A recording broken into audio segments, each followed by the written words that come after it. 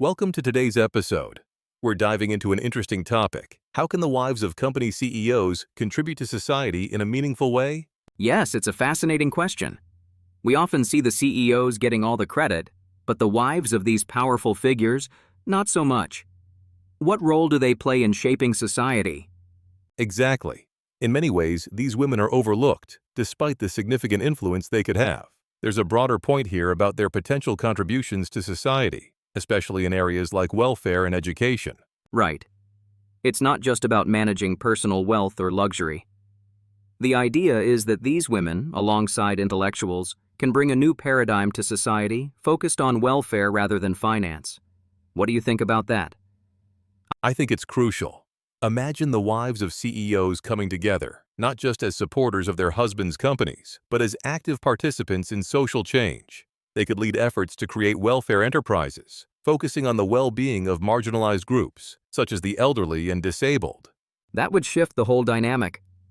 The concept of women as mothers of the nation is really interesting. It's like saying, if they can take care of their families, why not extend that care to the wider society? They could use their position to design projects that benefit everyone. Exactly. And it's not just about charity. It's about empowering others, particularly those who are isolated or marginalized, like the elderly in nursing homes. They have stories to tell, lessons to share. If they could guide younger generations with their wisdom, it would be a huge shift in how we see welfare. That's such a powerful image. The elderly teaching younger people about the mistakes they've made so others don't have to repeat them. It's not just about giving, but about creating a society where everyone has a role to play, no matter their circumstances. And that's where the wives of CEOs come in. They have the resources and influence to make this shift. If they start researching and creating educational content that promotes these values, equality, purpose, and duty, they could set a new standard for what welfare should look like. Absolutely. And when these women take this on, they not only gain respect, but could also help their husbands gain respect, transforming their wealth into something more meaningful than just money. It's about leaving a legacy, not just a bank account. It's a call for a new paradigm, right? The current welfare model is flawed. People who receive help without giving anything in return end up isolated and stuck in a cycle. But if everyone, including the disabled and the elderly, understands their duty to society, we'd all be better off. I agree.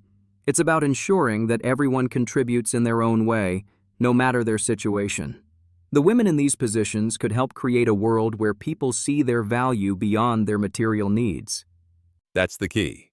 Everyone has a purpose, and we all have duties to fulfill. These intellectual women and the wives of CEOs could lead by example, not just managing wealth, but fostering an entire ecosystem of mutual respect and contribution. Exactly. It's time for a new vision. And when these women step up, they won't just be respected.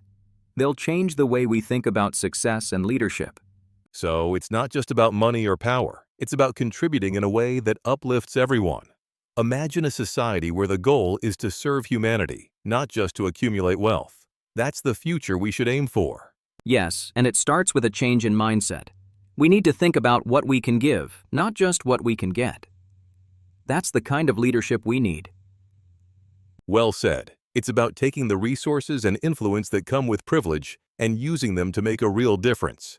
Thanks for this insightful conversation. Absolutely. Let's keep thinking about how we can all contribute more meaningfully to society. And to our listeners, keep reflecting on how you can make a positive impact, no matter your position in life. Until next time, take care and keep thinking about how you can contribute to a better world. End of episode.